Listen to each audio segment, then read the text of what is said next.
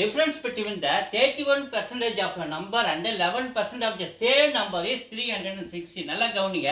31க்கு 11க்குள்ள வித்தியாசம் 20% of a number எவ்வளோப்பா 360 அவங்க சொல்றாங்க. கவனிங்க 31% of the number and 11% of the same number. இது ரெண்டுத்துக்குள்ள வித்தியாசம் டிஃபரன்ஸ் எவ்வளோ சொல்றாங்க 360. ஸோ இது ரெண்டுத்துக்குள்ள வித்தியாசம் 20% of the number வந்து 360. அப்போ வாட் இஸ் 23%? அப்போ அதனுடைய 23% என்னன்னு கேட்குறாங்க.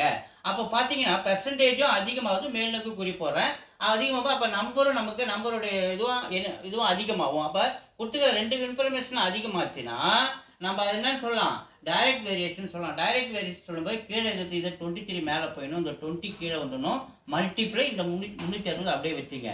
1 0 1 0 2 டேபிள் ஆச்சா 18. அப்போ 23 × 18 மல்டிப்ளை பண்ணுங்க. 23 × 18 3 24 4 மீதி 2 16 ஒரு 2 18 3 2 4 11 4 414 எங்க இருக்கு 2ல இருக்கு. அப்போ 414 இஸ் தி ஆன்சர். தேங்க்யூ.